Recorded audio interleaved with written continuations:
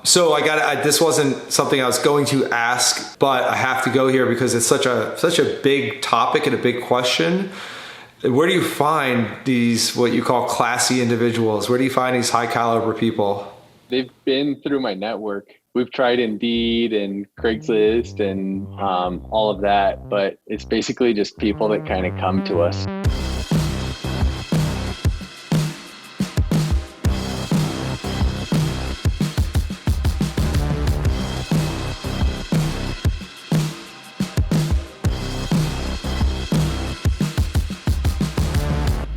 Hey, what's up everyone? I'm here with Pat Quinn of PRQ Exteriors out in Golden, Colorado. And the reason that I wanted to have this gentleman on our show is because his company, PRQ, just hit number 141 on the Inc. magazine top 5,000 fastest growing private companies in America with over 2,000% growth. So these guys are on a tear. And naturally, I wanted to pick his brain a little bit to see what they're doing to grow so quickly. And maybe we'll learn a thing or two from Pat and his crew. So what's going on, Pat? Hey, not a lot. Not a lot. Thanks for having me. Yeah, appreciate you joining us. So let's kick it off there. Congratulations, first of all. It's an amazing honor, especially for such a young company. Relatively. So can you give us some insight on this list and how it all works and how you guys found yourself near the top of that list? Yeah, I had actually just seen another roofing company here in Denver get on that a couple of years ago. And so I started kind of looking into it, and I realized that you have to be in business for 4 years. So, or have like 4 years of tax returns, I think it is, to be able to submit to them. So as soon as I had that, I applied for the Inc. 5,000, and I looked into the list, and I think you just have to have like all the companies, as long as they had like 100% growth over the 4 years, they were getting in there. Because what they do is they take that percentage growth from 4 years ago and until the date that they're working with for the list. So I was quite a bit above 100%. So. Yeah. So, okay. I didn't realize that. So it's a 4-year growth. Yeah. Yep. Okay. Awesome. So 2,630% growth to be exact. That's a lot. Would you mind sharing with us the numbers that kind of went into that? Yeah. So I kind of feel like it was cheating a little bit, but I couldn't fake my numbers. It's just the first year that I was in business, I was actually doing a lot of subcontracting work. I used to be a roofing sales guy, and I wanted to start my own business. And how I kind of made that transition was I started my own subcontracting roofing company, just like subbing out the work to other like actual roofing companies. And because I didn't really feel like I knew much about like the install side of roofing. And so my first year in business in 2016, it's actually just about kind of even just a half year. And I did like 170,000 in revenue that year.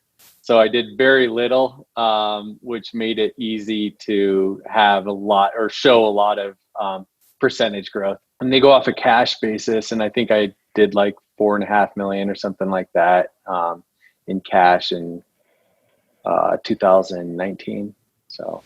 Wow. You say that so nonchalantly, like that's amazing growth. I mean, even if you are starting from 6 figures, to go to 4.5 million in just a few years. I mean, we work with companies all over the place, and new companies, older companies, and like there's companies that are 10, 20 years old that aren't at that level. So congratulations on that growth so far. Thanks. I'm sure it's a lot of things. You know, it's never just one thing that kind of is the reason for your growth or the reason for a company maybe struggling.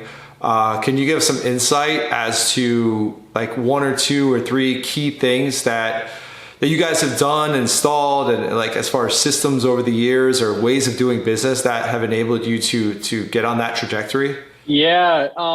So honestly, I don't have like a super good answer for that. Like how I grew is how I grew fast at first in my first years was just like I was saying, I came from the sales side. So I was just out selling really hard, and I actually didn't have a whole lot of systems in place to begin with. I was just out hustling and getting as much business as possible. But kind of after 2018, I really realized that I needed to have more systems in place because I was just getting overloaded. And actually, so we actually took a pretty big dip in 2019. 2018, we did like 7 million in business. And I sold 5 million on my own.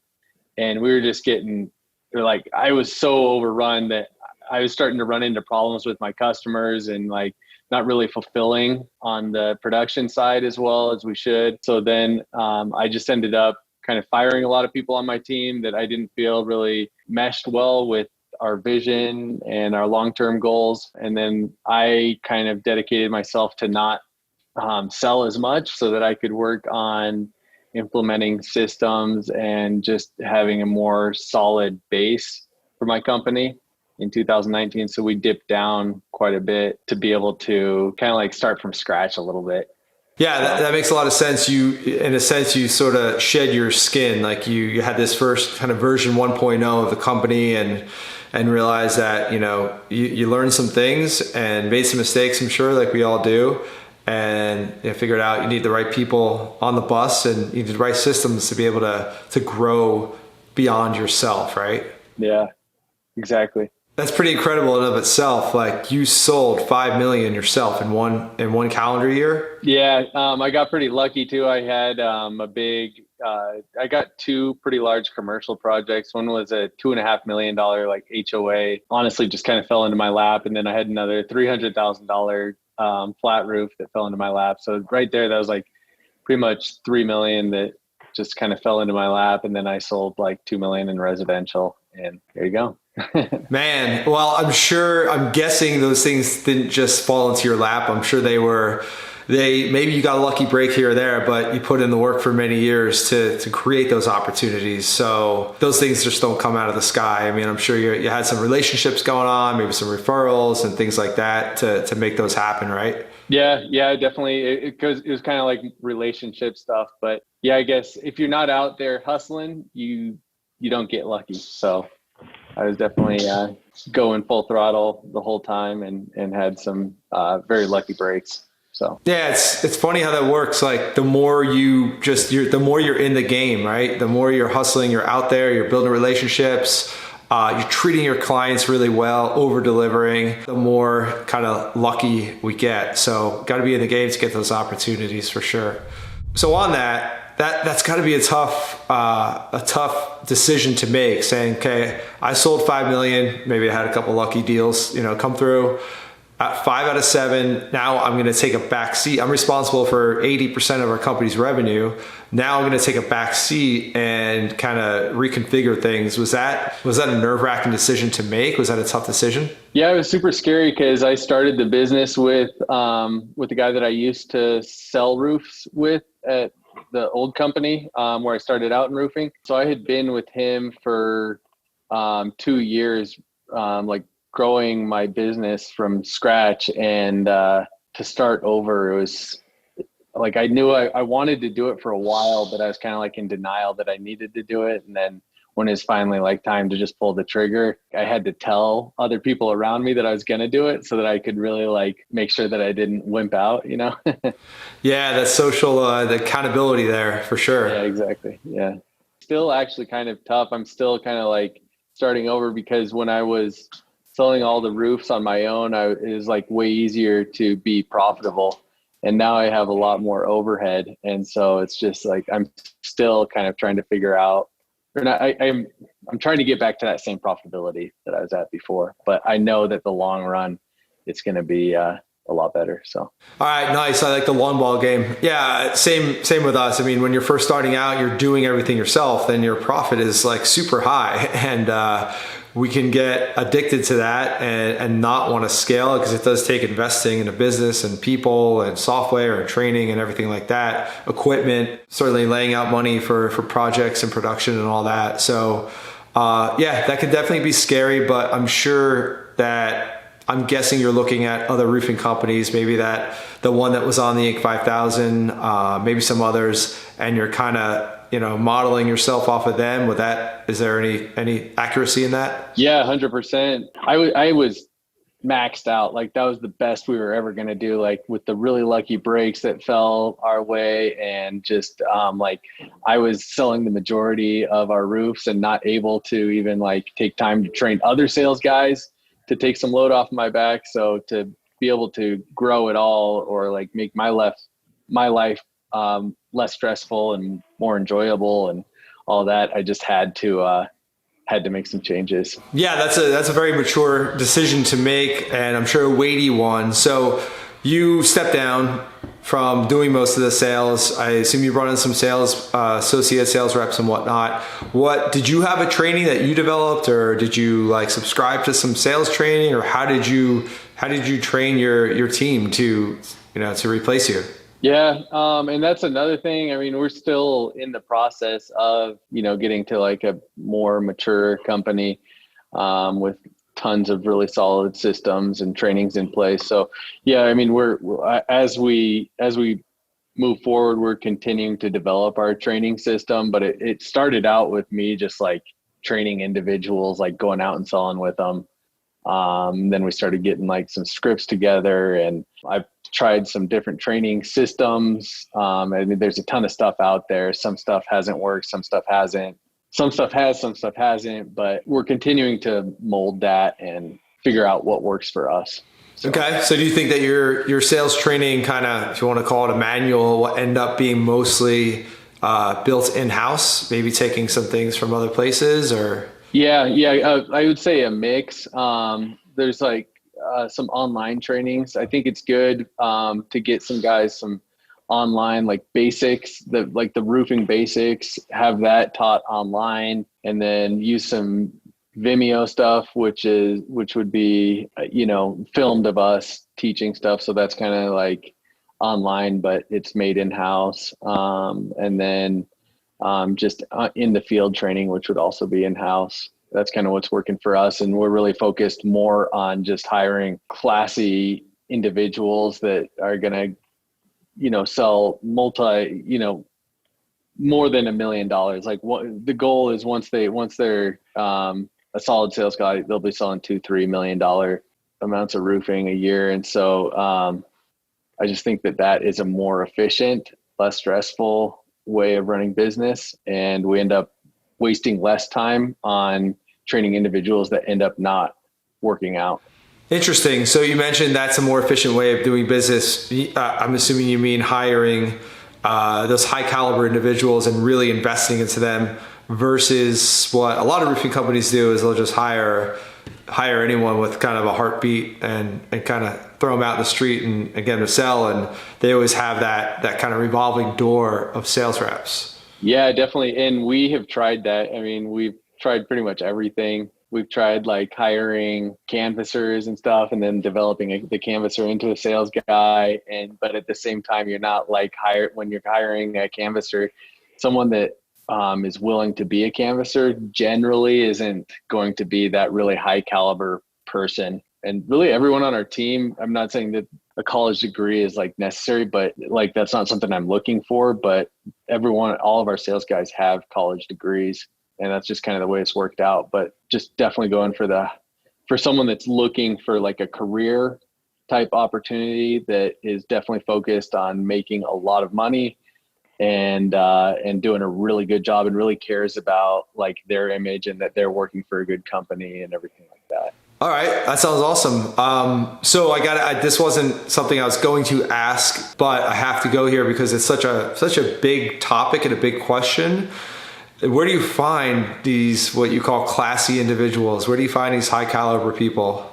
They've been through my network. We've tried Indeed and Craigslist and all of that, but it's basically just people that kind of come to us. So our sales team right now is just, we have 4 residential sales guys and 1 commercial sales guy. So we're not like trying to blow up the sales team to be this huge amount. We just like take on guys or gals that we know will do an amazing job. Okay, right on. Yeah, so I think that's a good lesson for anyone watching or listening to this. Is you don't need 100 sales reps. You need and that's just going to burn you out, like Pat alluded to. Hiring people, finding people, hiring, training, they're leaving, they're not a right fit.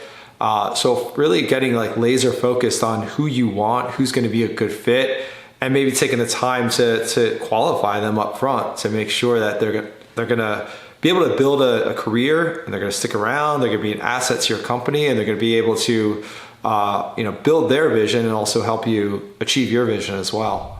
All right, Pat, awesome stuff. Let's take a step back for a minute here. You've got an awesome thing going on. You've got a very clear vision of what you are and where you're going, which we'll get to in a little bit. What made you decide to start your own roofing company after selling roofs for a couple of years and whatever you did before that? Yeah, well, I've sold a ton of different stuff. Ever since I graduated from college, I've just been in sales. And I've also owned a couple other businesses as well. So just always had the entrepreneurial spirit and drive, I guess. So it's always been kind of like my vision to have my own company.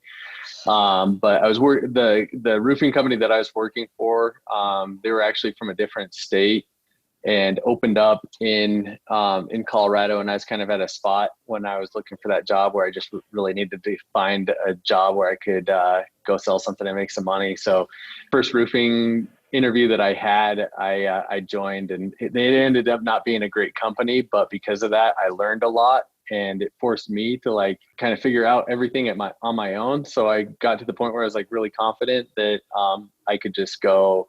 It wouldn't be that big of a deal to just start my own company. All right, right on. Now you're in Colorado, you're in Denver area, a lot of roofing companies in the area for sure. So there's a lot of competition, but you started your own company, you're growing it, you have a vision. So at some level, you must believe that the market is underserved. Maybe not underserved by the number of roofing companies there, but maybe the quality of companies. Do you believe that? And if so, what is that gap that you see? Yeah, definitely. And I think that kind of goes back to what I was talking about with the caliber of project managers or roofing sales guys, that however you want to call them. But I just feel like there's a lot of roofing companies out there that will just hire any type of person with any type of background. They don't have a lot of training or knowledge or really care for their customer or the work performed, poor communicators. So there's just like a lot of lack in different areas as far as quality of experience goes for the customer, and just overall like sales ability too. I guess when I was starting my company, I wasn't necessarily like thinking like, there's how are you referring to it?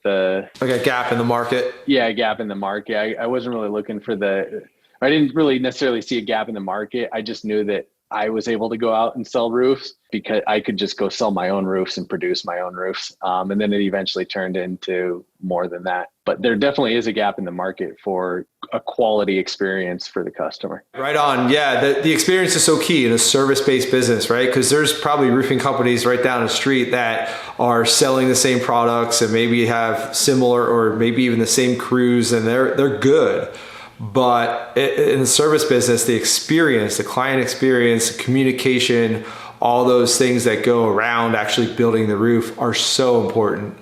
So what are you guys doing to provide that experience? Well, I think, again, it starts with the person that the customer is working with. So just from the initial door knock or phone call or whatever their first interaction is with our project manager, I'd say that's, first impressions are everything. So being clean cut, being well spoken and polite, and then constantly looking for ways to provide value to the customer. So it's not really just about us, it's more about the customer.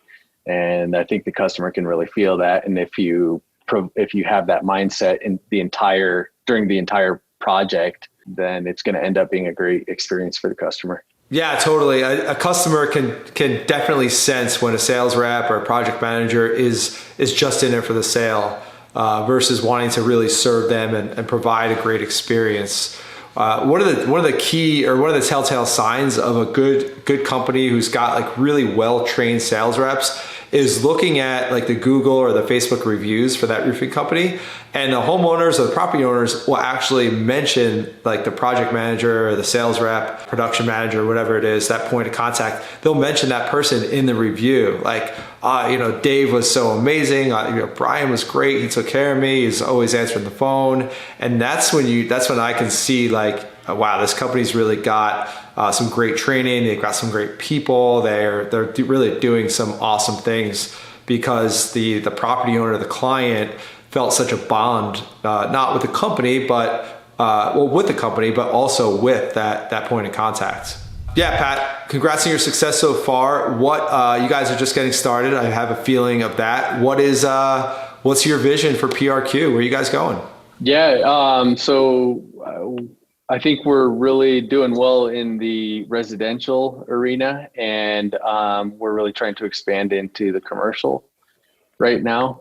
We had a slow year of hail in Denver this year, which is actually my first experience of a slow hail year in Denver ever. So that was kind of an eye opener. And I think just being able to get into the commercial market will help us kind of survive future years with poor hail. And then also, I think that's a really explosive area for growth for us as well. So we definitely want to get a lot bigger, but we want to maintain that vision of excellence. So never letting growth impede our vision for excellence. Never letting growth impede our vision for excellence. So not getting to that point where you're growing so fast that you are not servicing your clients at the level you want. Is that what you mean by that? Yeah, or never focusing more on growth than excellence. I love that. I think if you focus on excellence, then the growth will kind of be a byproduct of that. Commercial. I mean, pretty much every roofing company wants to do more commercial. I don't know if you remember, if you're in our Nailed It Facebook group, are you? Yeah. All right, cool. So we're doing we're recording this on a Tuesday. We're doing a live stream today at 7:00 Eastern. So I'll tag you in that, but it's all about how to target commercial and multifamily decision makers on Facebook, on Instagram with some of your content and ad campaigns and all that. So yeah, we've got students doing that because most do want to do that.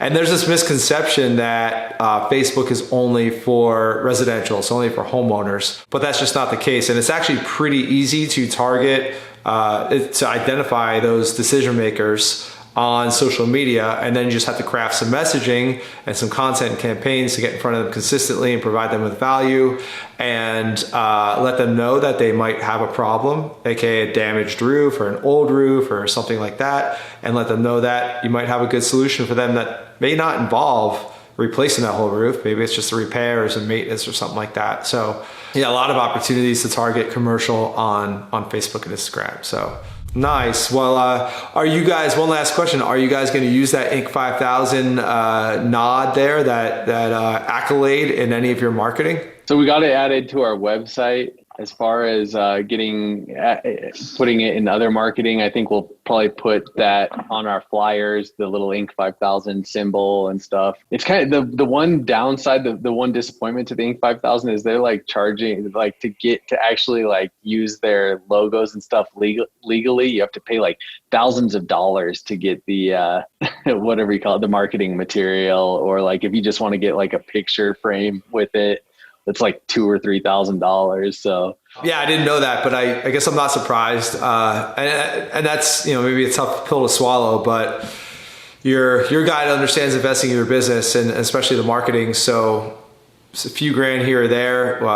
You're probably in a position where you can hopefully, get at least a few roofs off of that, and it pays for itself. And then you have that kind of under your belt there. Right.